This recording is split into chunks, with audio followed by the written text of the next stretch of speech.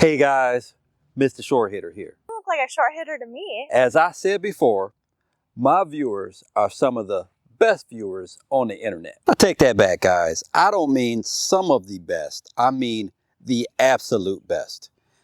Mike Painter sent me a club that he thought could benefit a lot of high handicap golfers and a lot of mid handicap golfers. And who knows? Maybe even low handicap golfers. And I am not only going to review this club, but I think I'm going to bring a special guest on the channel to review this club with me that definitely fits in that high handicap category. Okay guys, so it is Cleveland Smart Soul Chipper. I've recently reviewed the Cleveland Full Face Wedge. So we do know Cleveland makes some really quality clubs. So let's check it out. Looking down on this, looks like it has the loft of about an 8-iron, a lot shorter, so very similar to a putter. And I think the idea is to be able to take this and just use a putting stroke.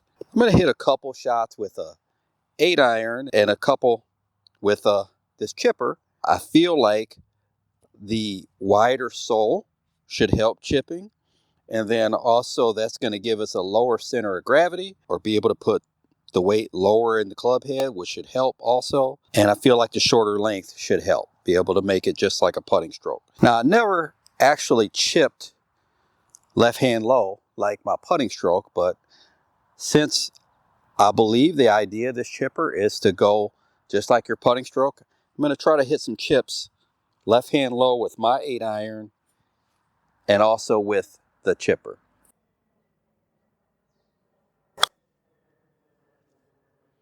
Haven't paced this off or anything, so that one's well short.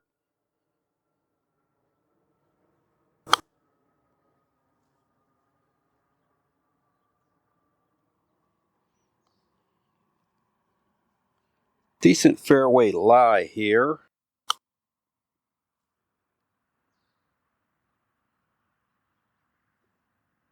One out of three. So 8-iron. I may have just stumbled upon something that maybe I should go left hand low on my just little chip shots here. But let's use the chipper now. Shorter length. Same thing, just a little putting stroke. And I can tell right now there's just so much more to this blade. It doesn't sit as high, but it's a lot wider. So I'm imagining this is going to add to the forgiveness.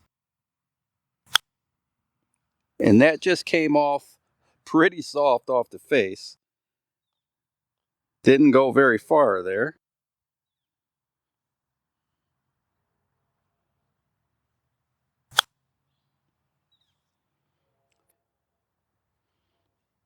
You can see how someone can get some confidence using this. I mean, you're just basically down like you're putting. And I have to hit it hard because it's kind of a little longer chip shot. So guys, outside of the 8-iron that I made here on the chip, rest of these were pretty close. This is the first chipper and the first 8-iron, and the rest all within makeable range.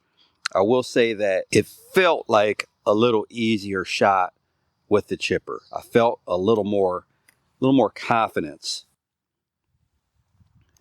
So I'm going to hit some from a little shorter distance now. Well, this is a spot that I would probably just putt it, but again, we're just trying to get the feel for the forgiveness of each of these clubs and what might work for you. So let's just hit some little short ones here. I'm going to cross hand again with the 8-iron.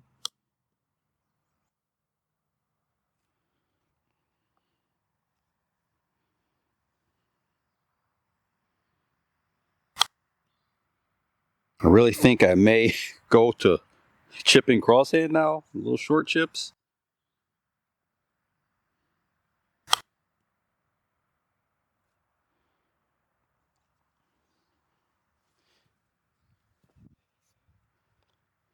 All right, let's get these out of the way. Felt decent. The longest one there is about 18 inches or so.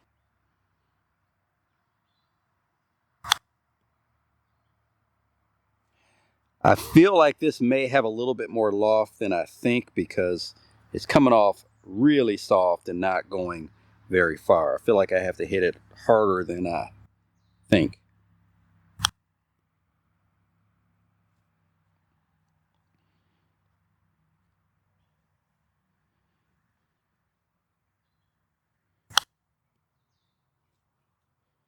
Hit that one very hard. Let's just look at some lies that may not be great and hit this chipper and see if it gets us a little more confidence from these type of lies. First, I'll start with just a little bare lie here. And one thing with the shorter shaft length, I'm thinking this is going to be play more like a 9-iron than an 8-iron. And it's really coming off that face really soft.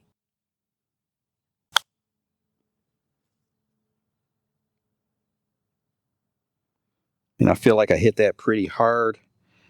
And part of it is just trying to make this same putting motion, which is what this is designed for. And I'm not used to making that big of a putting stroke. So all those are short. But the contact, not a problem. You know, there's a little flange, well, a big flange on the back. And I think it just kind of glides through these questionable lies. Just can't get used to how hard I have to hit it here.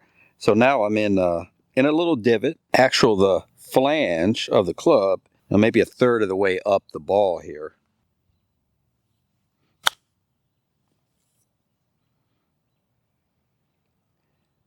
Hit that one hard enough and no problem getting out of that divot hole. This time I'll put it all the way in the back to make it a little bit harder.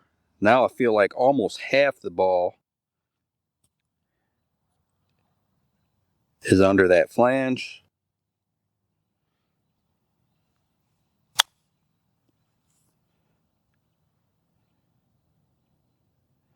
I do feel like from some questionable lies, this may be a really good go-to here. Okay, so right off the heart pan here, a clump of grass behind me too.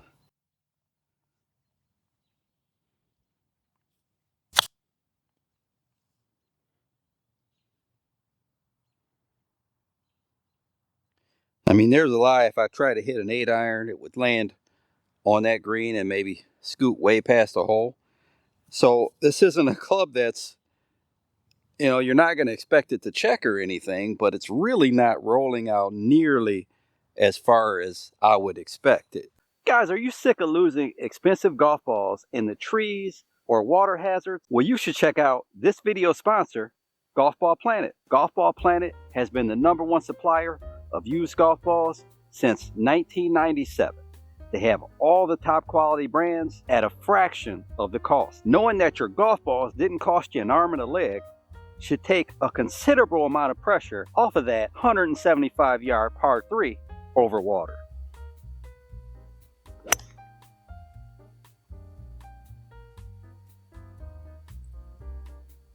That's one take.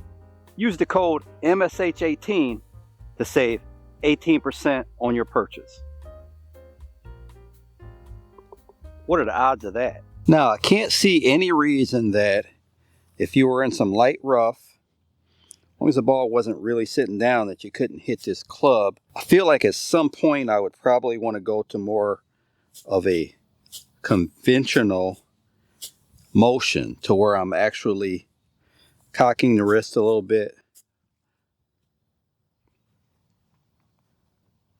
If we can do that and still maintain the forgiveness of this club,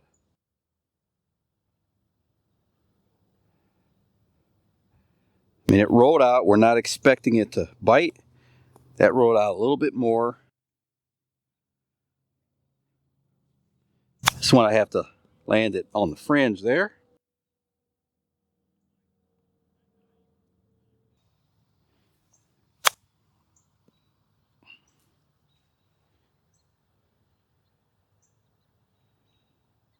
I really don't know how far out you would want to play this club. You start to make more of a fuller swing, and it starts to be more just of a regular golf swing when you get out to maybe 50, 60 yards or so. Probably not designed to go more than 20 or 30 yards, but the forgiveness of it makes you want to hit some shots that are a little bit longer. You know, you're not going to hit it if you have to carry a bunker or anything like that, but if I just take a normal little shot, I just have a lot of confidence that even if I miss hit that thing, I hit that fat, and that ball started right, and looks like it's about 15 feet. I can feel on that shot that big, thick flange at the back of the club working for me.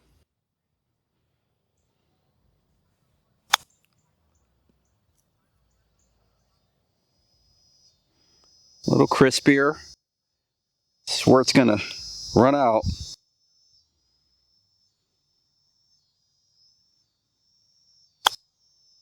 That was a good one. It's still going to run. But if I was a person who was a little bit worried or anxious on shots like this, just this little short shaft and the wide sole of that flange, I mean, that really gives you some confidence coming through the ball. So these shots were a little closer than I thought. I knew this was a good one, but I thought these were more, 15, 20 feet past the hole. But I would definitely take any of these putts any day. So if you played a course that has some really tight fairways, you could use this club with complete confidence and not have to worry about hitting it thin or anything like this. This wide sole is just going to glide right through that fairway. We're going to do this cross-handed. But I mean, it just bounces. You can't even see an impact on the ground with this sole.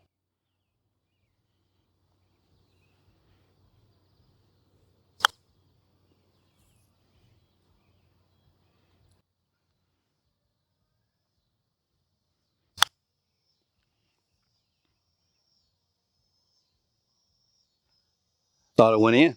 If I had room in my bag for a chipper, this club might be in my bag. I mean, all three of these shots are definitely makeable. Two are practically gimmies, and the third is a 3.5 footer. This is day 2, and I have my special guest here. You guys remember EJ, and EJ is going to represent the higher handicaps. Yep. And we're going to see how this chipper works for EJ.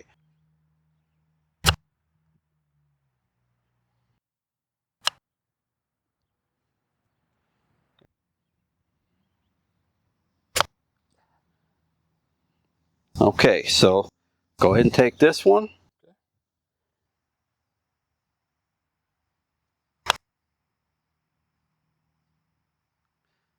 All right, so first shot. You got to be ready. You got to climb the ladder. That first chip shot looks like about 4 feet from the hole from here. Yeah. 3 or 4 feet. That's a really good shot. So go ahead with another one.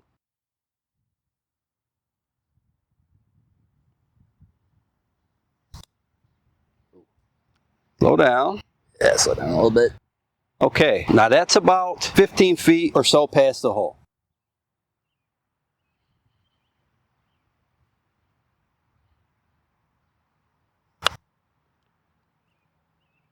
Very, very good. Yeah. EJ, to me, looks like he's doing a little better with the chipper. I'm going to have him grab his 8-iron and hit a couple shots with that and see how he does in relation to this chipper. So this isn't the shot that we would normally want EJ to have here on the back of the green, downhill, left to right. And again, he would probably putt this, but we're just trying to get a feel for what he does better with. 8-iron there. All right.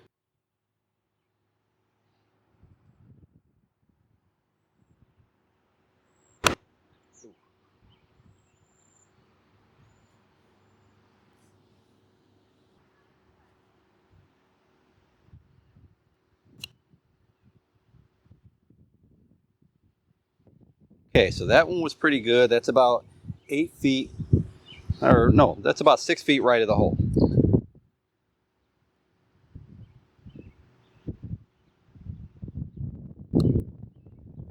Little hard. Again, this is a tough shot coming down the hill. Go ahead and take the chipper now. All right. That's about 15 feet past the hole there.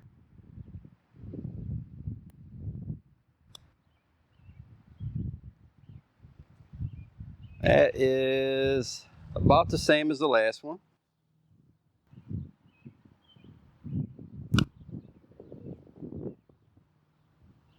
It's about the same as the first one. So about 6 feet there. And that's a pretty good one there also.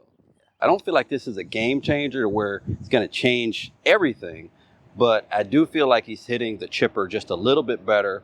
We'll hit from a longer distance here and see how he does.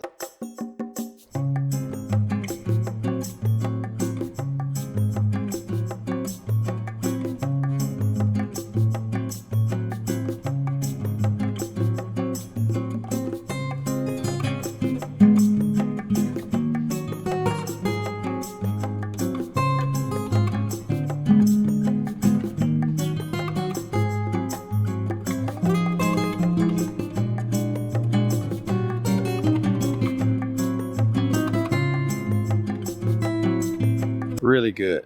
That's about 15 feet short, but you hit all three of those with some really good contact. Yep. What did you think of chipping with the chipper versus your sand wedge versus this 8-iron? Well, I definitely like it better than my 8-iron. I felt like I got better contact with it. I had a little bit more control, and I felt like I was able to have my swing a little softer, especially going downhill. Okay. Because when I was using my 8-iron going downhill from that lie over there, I felt like I was just hitting it past the green. And then when we were up here going uphill, I felt like I was hitting it too hard with my 8-iron. Mm-hmm. And then I was hitting this a lot softer, and I was getting a lot closer. So, but as compared to my sand wedge, the first set of shots, a little bit of difference, not much. But when we came up here on the fringe of the green and I was hitting it, I definitely like this a lot better than the sand wedge going from. So I definitely liked it a lot better. My opinion here is I think this wide sole of this club is definitely more forgiving. You could see when he was hitting the 8-iron, he was pretty much catching that almost in the middle of the club, almost kind of blading them coming up that hill. I didn't tell EJ to use this like a putter or anything else, and he just did what was natural to him. If he started using it more like a putter, I think that would probably improve his results even more. But just looking at this from a higher handicap, it looked like better shots to me overall. Those last couple he hit, I feel like getting used to this club is going to be a lot easier than getting used to chipping with an 8-iron or getting used to chipping with your 54. It's pretty much like he's got a putter in his hands. Watching EJ really kind of, in my opinion, proves the fact that if you're a person that has room in their bag for a chipper, this Cleveland Smart Sole chipper is a club that can take some strokes off your game. So I hope you enjoyed the video. And if you did enjoy the video, like, comment, subscribe. Until next time, Mr. Short Hitter, out. 5 holes to go, just play 13.